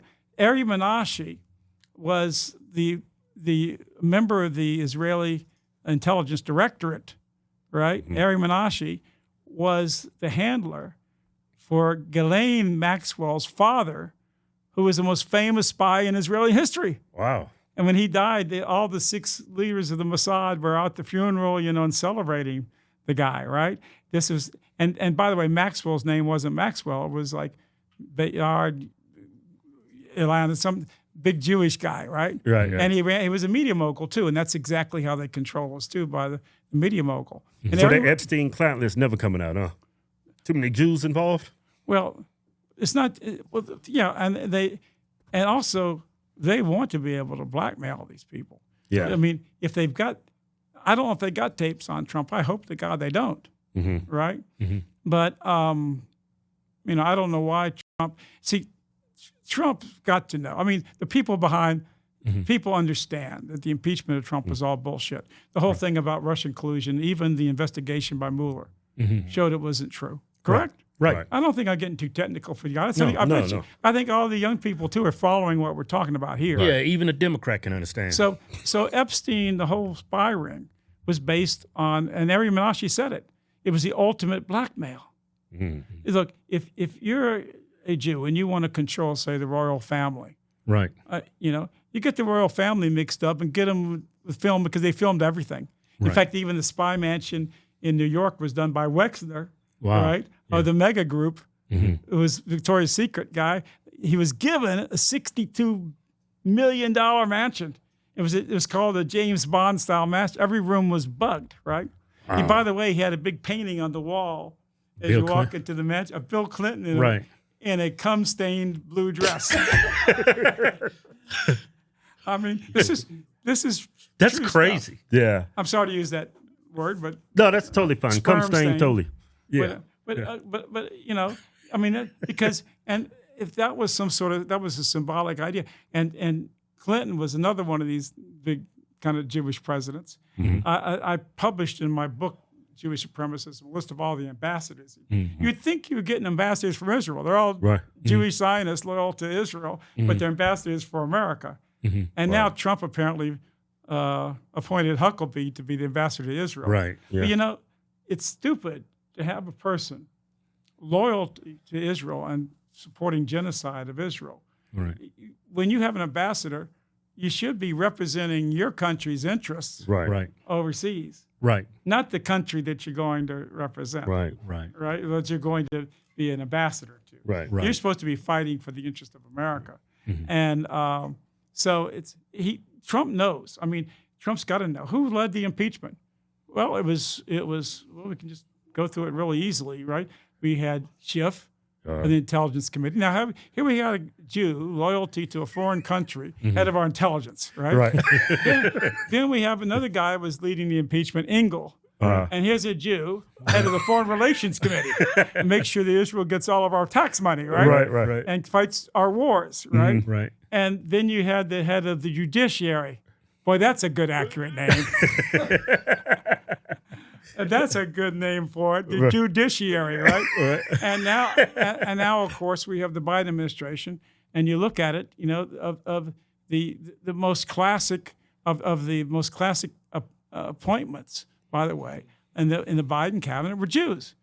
He had two different chiefs of staff, you know, and the first chief of staff got the original appointments, and then the second one was Zietz, who was the COVID czar. And like I said, COVID czar was a great Jewish coup because the Jewish big pharma made money, the Jewish media made money, and they bankrupted half of the. You know, anytime they weaken us and they increase the billionaires' power, they see that as an advantage to them. Hey, but where can people find you? You gotta.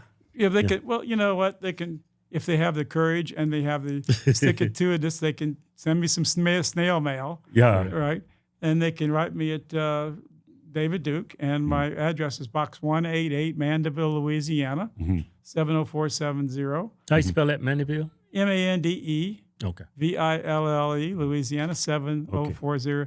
And 70470, that's my box. And you can also go to my website. And you can see my books there. You can see 1,000 articles. And you can look up all these subjects. You can search it by doing a Google search and to do a site search. And I have thousands of articles that I've written over the years. And I get everything I write is documented. My books, My Awakening is my autobiography. We're out of print right now. We're going to do an update.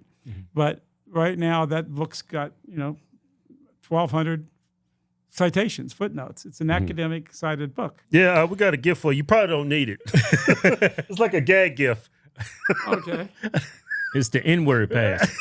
N-word pass. There you go. Put your hood up, David. Well, I'll never. Put your hood up and show the camera. Hey, go ahead and put your hood on, David. That camera. Well, let me tell you something. I get the right camera. Well, one thing's for sure. Listen, Tell him to put his hood up. You want to put your hood up? I won't need this pass because I never use it anymore. Now, are you telling me I should start? So we'll just have to figure this out. Right. No, you don't have to use it. Okay. But thank you anyway. Just let the black people use it in their music. And I enjoyed coming out to see you, and thanks for No, thank you. thanks for bringing me out Yeah. and giving me a chance to defend myself.